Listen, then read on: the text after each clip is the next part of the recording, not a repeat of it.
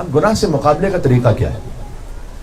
ظاہر سی بات ہے کہ ایک بڑا طولانی موضوع ہے، گفتگو مجھے مختصر رکھنی ہے، لیکن اگر ہم اس کی بالکل فنڈامنٹل پہ جائیں، ایک تو یہ ہوتا ہے کہ اسپیسیفک ہر گناہ پہ الگ الگ بات کی جائے کہ اس سے مقابلے کا طریقہ کیا ہے. ڈاکٹر صاحب تشریف فرمائے، مثلا کوئی بھی مریض کسی ڈاکٹر کے پاس جاتا ہے تو پہلے تو وہ یہ دیکھتا ہے نا کہ آخر پرابلم ہے کیا، واٹ، وائی، پھر اس کے بعد بات ہوگی.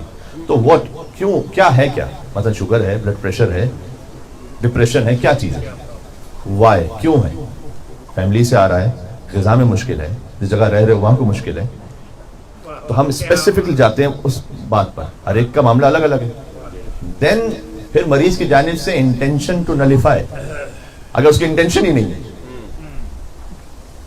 جناب مجھے شوگر تو ہے لیکن میں نے ہر قسم کا گلاب جامن اور ہر قسم کی پاکستانی ہندوستانی مٹھائی کھانی ہی کھانی ہے قربتاً اللہ، تو اب اس میں کوئی گنجائش ہی نہیں کہ کتنا بھی اسے آپ میڈیسن دے دیجیے، اس کی انٹینشن ہی نہیں. گناہ میں سب سے پہلے دیکھنا پڑتا ہے کہ کیا گناہ ہے، کیوں ہو رہا ہے، اور نیت کیا ہے ہماری. کسی کے لیے گناہ ہے، اسے اس کی نگاہوں پر کنٹرول نہیں، تو یہ کیوں ہو رہا ہے.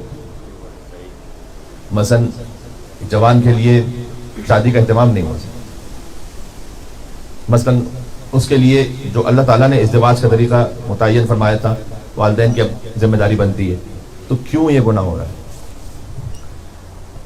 اگر کوئی انسان کانوں کے گناہ میں ہے، کبھی ہو سکتا ہے کہ نفسا نفسی کی وجہ سے حسد کے گناہ میں آ جائے، اور اس کے بعد اس کی نیت کہ مجھے اس گناہ پہ قابو پانا ہے. میں بات کر رہا ہوں کہ اگر انسان کو، جیسے تقریباً سب کو یہ معلوم ہوتا ہے کہ بھائی مجھ میں کیا مشکل ہے، اور تقریباً یہ بھی ہمیں اندازہ ہوتا ہے کہ مشکل کیوں ہو رہی ہے، اب اس کا علاج کیسے کرنا ہے. تو میں اگر اس تیسرے مرحلے پہ ڈائریکٹ بات کروں کہ علاج کیسے کرنا ہے، ایک طریقہ اس کا ہے، تقریباً 6-7 احادیث ہیں اس وقت میرے ذہن میں جو ایک ہی موضوع پر ہے. وہ یہ کہ ضاد الغفلۃ بالیقظہ، یا ضاد الشہوۃ بالعفہ، ضاد الغضب بالحلم. جو مشکل ہو رہی بالکل اس کا اپوزٹ انجام دے. اگر غصہ بہت زیادہ آتا ہے گھر میں، تو چاہے مینوفیکچرنگ، مطلب اس میں کہ ہم کوئی دل سے ہم حلم نہیں کا اظہار کر رہے ہیں، لیکن کم از کم پریٹینڈ یہ کریں، یہ لفظ زیادہ بہتر ہے کہ مجھے غصہ نہیں آ رہا، اس کی ضد سے اس کا علاج کریں. یہ تقریباً 6 سے 7 احادیث ہیں سر. جو بھی مشکل ہے اس کی ضد سے علاج کرو. مثلا ملا احمد نراقی، ان کی کتاب معراج السعادہ، جب قدیم ایسا ہوتا تھا کہ غوث علمیہ میں ایڈمیشن لینے کے لیے آتا تھا نا، تو اس کو ویسے ایڈمیشن نہیں ملتا تھا، کہتے تھے کہ جاؤ یہ کتاب پڑھ کر آؤ پہلے. اور اس کا اردو ٹرانسلیشن بھی ہو چکا ہے. اخلاق پر تقریباً کہا جاتا ہے کہ شاید شیعت میں سب سے بہترین کتاب ہے، اور یہ طور امتیاز ہے. میں آپ کو ایک ٹپ دے رہا ہوں، چلیں آپ جا کے اس کو خود دیکھیے گا. سب سے پہلی اخلاقی دستاویز کون سی ہم کہہ سکتے ہیں جو ریٹن فارم میں ہے ہمارے پاس؟ سب سے پہلی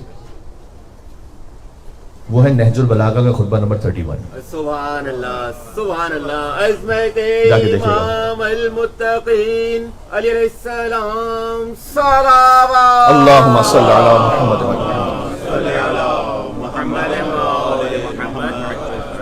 معذرت میری زبان سے نکلا خطبہ نمبر 31 نہیں، خط نمبر 31، کیونکہ میں دستاویز کی بات کر رہا ہوں. ریٹن فارم میں مولا علی علیہ السلام نے یہ خط لکھا ہے امام حسن مجتبیٰ علیہ السلام.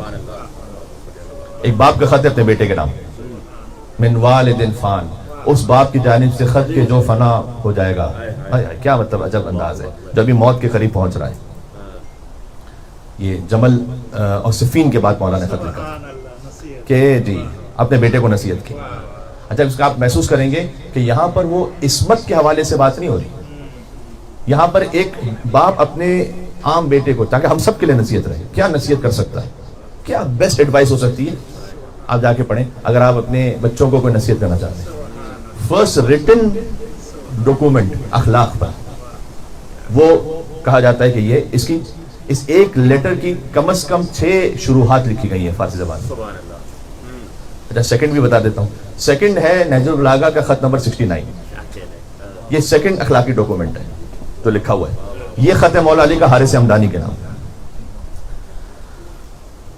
اب میں حاشیے میں جاؤں گا تو پھر بات کہیں سے کہیں نکل جائے گی. تو کہنے کا مقصد ہے کہ ہمارے پاس اس کے بعد پھر علماء نے اخلاقی کتابیں لکھی کہ بھائی اخلاق پر کوئی کتاب بھی ہونی چاہیے. پھر بہت ساری کتابیں لکھی.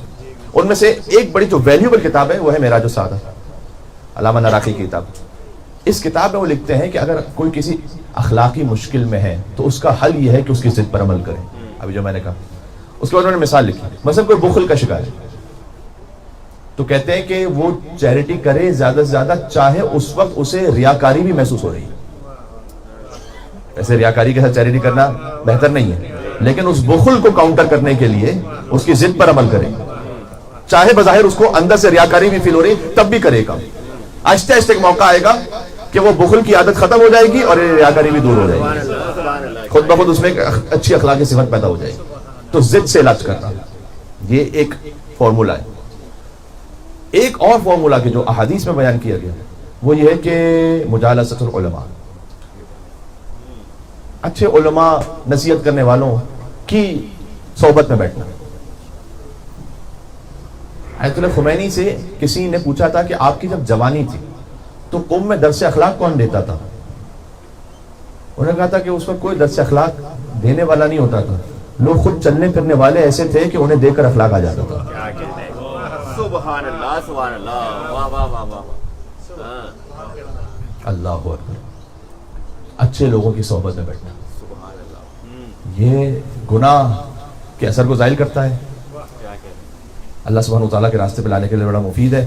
اب خود مثلا شیخ عبد الکریم حائری جیسے لوگ جنہوں نے حوض علمیہ کی بنیاد رکھی، ایک چھوٹی چھوٹی باتیں ہیں. میں آپ کو مثال دوں، وہ گزر رہے تھے ایک جگہ سے، قم میں بڑی شدید بارش ہوئی تھی تو کیچڑ وغیرہ بہت زیادہ ہو گیا تھا.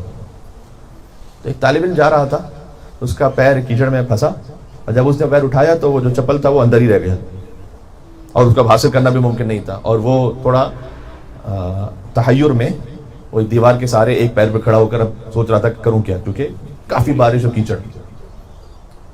شیخ عبد الکریم حائری کا درس قریب ہی مسجد میں ہوتا تھا. وہ مسجد سے درس لے کر نکلے تو انہیں دیکھا کہ ایک طالب علم، یہ خود مرجع تقلید ایک بڑے مقام پہ پہنچ چکے ہیں، حوض علمیہ قوم کے فاؤنڈر ہیں.